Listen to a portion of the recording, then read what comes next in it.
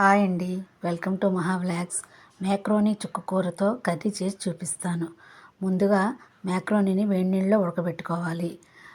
చుక్కకూరను శుభ్రంగా కడిగి ఉంచుకోవాలి. బాండీ పెట్టుకొని అందులో ఆయిల్ పోసి జీలకర్ర, కొద్దిగా ఆవాలు, ఎండుమిర్చి, కొద్దిగా కరివేపాకు, తరిగి పెట్టుకున్న ఉల్లిపాయలను వేసి వేపుకోవాలి. అలాగే కొద్దిగా ఉల్లికాడలు ఉంటే వేసుకున్నాను.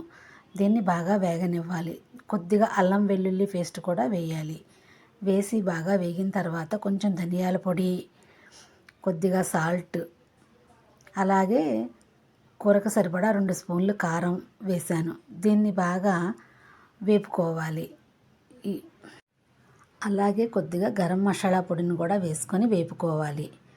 తరువాత ఇది చుక్కకూర. ఇది మా మిద్దె తోటలో పండించింది.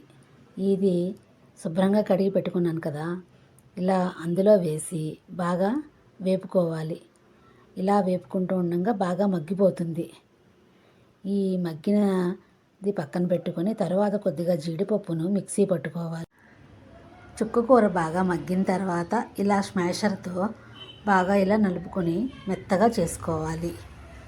తర్వాత దీన్ని కొంచెం బాగా మగ్గనిచ్చి జీడిపప్పు మిక్సీ పట్టుకున్నాం కదా, ఆ మిక్సీ పట్టిన ఈ జీడిపప్పు గ్రేవీని ఇందులో వేసి కలుపుకోవాలి. దీన్ని బాగా కలిపి బాగా కొంచెం వేగనివ్వాలి.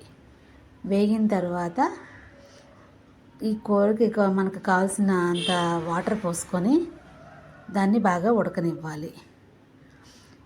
ఇప్పుడు ఉప్పు అది సరిచూసుకొని వేసుకోవాలి. తర్వాత ఇలాగా ఈ ఉడకబెట్టిన మ్యాక్రోనీని కూడా వేసుకొని కలుపుకోవాలి. తర్వాత దీన్ని బాగా ఉడకనివ్వాలి. ఉడికిన తర్వాత కొద్దిగా కొత్తిమీర, పచ్చిమిర్చి ఇప్పుడు వేసుకుంటే చాలా బాగుంటాయి. ముక్కలు మగ్గి తింటుంటే పంటి కింద పడి చాలా టేస్టీగా ఉంటాయి. ఇలా బాగా దగ్గరగా ఉడకనివ్వాలి. ఇంతేనండి, మ్యాక్రోనీ చుక్కకూర. ఈ కర్రీ నేను చేసే విధానం మీకు నచ్చినట్లయితే లైక్ చేయండి, షేర్ చేయండి, సబ్స్క్రైబ్ చేసుకోండి. Thank you for watching.